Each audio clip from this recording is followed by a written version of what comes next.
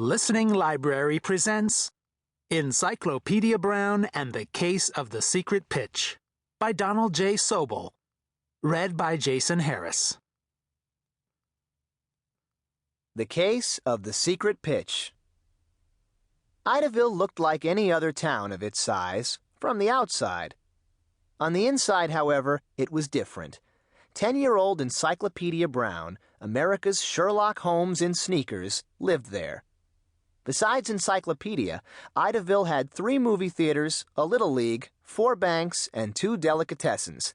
It had large houses and small houses, good schools, churches, stores, and even an ugly old section by the railroad tracks. And it had, everyone believed, the best police force in the world. For more than a year, no one, boy, girl, or grown-up, had got away with breaking a single law. Encyclopedia's father was chief of police.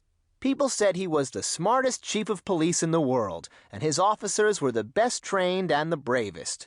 Chief Brown knew better. His men were brave, true enough. They did their jobs well, but Chief Brown brought his hardest cases home for Encyclopedia to solve. For a year now, Chief Brown had been getting the answers during dinner in his red brick house on Rover Avenue.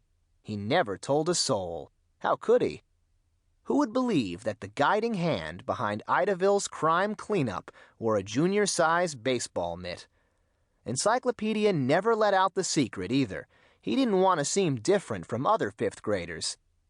There was nothing he could do about his nickname, however. An encyclopedia is a book or set of books filled with facts on all subjects. Encyclopedia had read so many books, his head held more facts than a library. Nobody but his teachers and parents called him by his real name, Leroy. He was called Encyclopedia by everyone else in Idaville. Encyclopedia did not do all his crime busting seated at the dinner table. During the summer, he usually solved mysteries while walking around. Soon after vacation began, he had opened his own detective business. He wanted to help others. Children seeking help of every kind came to his office in the Brown garage. Encyclopedia handled each case himself. The terms of his business were clearly stated on the sign that hung outside the garage. One morning, Speedy Flanagan, the shortest fastball pitcher in the Idaville Little League, walked into the Brown Detective Agency. He wore a face longer than the last day of school. "I need help," he said, side-arming 25 cents onto the gasoline can beside Encyclopedia. "What do you know about browning?" "Nothing. I've never browned," replied Encyclopedia. "But once at the beach I tanned something awful, and—" "I mean Robert Browning," said Speedy. "The English poet?" No, said Speedy. "The American League pitcher, Robert Spike Browning." Even Encyclopedia's Aunt Bessie knew of Spike Browning. He was the ace of the New York Yankees pitching staff.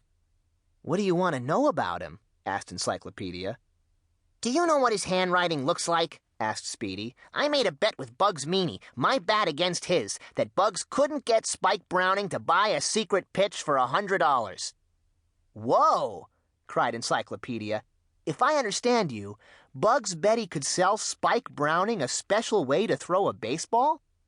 "Right. Bugs and his father were in New York City the last week in June," said Speedy. "Bugs says he sold Spike Browning his cross-eyed special." "You'd better explain," said Encyclopedia. "The pitcher crosses his eyes whenever there are runners on first and third bases," said Speedy.